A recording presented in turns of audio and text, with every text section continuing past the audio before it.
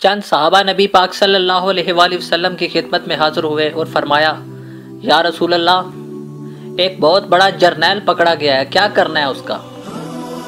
تو نبی پاک صلی اللہ علیہ وآلہ وسلم نے فرمایا کہ مسجد نبوی میں ستون کے ساتھ باندھ دیا جائے۔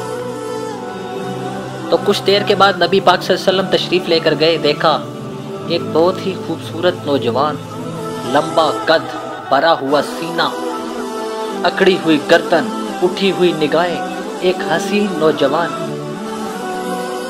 حکمرانی کے جتنے عیب ہیں سارے پائے جاتے ہیں۔ سرکار دو عالم صلی اللہ علیہ وآلہ وسلم آگے بڑھے اور فرمایا، ثمامہ کیسے ہو؟ تو ثمامہ بولا، گرفتار کر کے پوچھتے ہو کیسا ہوں؟ تو نبی پاک صلی اللہ علیہ وآلہ وسلم نے فرمایا، کوئی تکلیف تو نہیں پہنچی؟ کہتا ہے، نہ تمہاری تکلیف کی کوئی پرواہ، نہ تمہاری راحت کا کوئی خدشہ، جو جی چاہے کر لے۔ رسول پاک صلی اللہ علیہ وآلہ وسلم نے فرمایا، بڑا تیز مزاج آدمی ہے۔ تو نبی پاک صلی اللہ علیہ وآلہ وسلم نے صحابہ کی طرف دیکھا اور کہا کہ اس کو کوئی دکھ تو نہیں پہنچایا؟ عرض کرتے ہیں، یا رسول اللہ صلی اللہ علیہ وآلہ وسلم، صرف گرفتار کیا ہے، کوئی دکھ نہیں پہنچایا۔ تو آپ صلی اللہ علیہ وآلہ وسلم نے فرمایا، ثمامہ ذرا میری طرف آنکھ اٹھا کر دیکھ تو صحیح۔ ثمامہ کہتے ہیں، آنکھ اٹھا کر دیکھنے کی بات کرتے ہو، جا نہیں دیکھتا، مجھ کو مارا جائے گا تو میرے خون کا بدلہ لیا جائے گا۔ حضرت عمر فاروق رضی اللہ تعالیٰ کی پیشانی سلوٹوں سے بھر گئی، تلوار پر ہاتھ بڑھایا کہ اشارہ ہو نبی کا اور اس کی گردن اڑا دو۔ حضرت محمد صلی اللہ علیہ وآلہ وسلم کے قدم ہوں، یہ کیا سمجھتا ہے خود کو؟ لیکن رحمت للعالمین صلی اللہ علیہ وآلہ وسلم کے ہونٹوں پر مسکراہٹ ہے۔ فرمایا، جتنا غصہ ہے جی چاہے نکال لو، لیکن ہمارا چہرہ تو دیکھ لو۔ ثمامہ نے جواب دیا، اس نے مدینے والوں کو دیکھا ہی نہیں، تمہارا چہرہ کیا دیکھوں؟ کائنات میں تجھ سے بدصورت کوئی ہے ہی نہیں، نعوذ باللہ۔ واہ لوگوں، یہ ہے وہ پیغمبر رحمت للعالمین جن کے نقش قدم پہ ہم نے چلنا ہے۔ جب بے آسرا تھا تب بھی گالیاں کھائیں، کبھی غصہ نہیں کیا۔ آج تاجدار ہیں، آج مالک ہیں، اپنے گھر میں گالیاں سن رہے ہیں، لیکن غصہ نہیں آیا ان کے چہرے پر۔ فرمایا، کوئی بات نہیں، میری بستی کی طرف تو نگاہ ڈالو۔ اس نے کہا، میں نے روم، یونان، ایران، مصر کی بڑی بڑی بستیاں دیکھی ہیں، مگر تمہاری بستی کائنات کی سب سے بدصورت بستی ہے، نعوذ باللہ۔ اس بستی کو میں کیا دیکھوں؟ رحمت للعالمین صلی اللہ علیہ وآلہ وسلم نے فرمایا، کوئی بات نہیں۔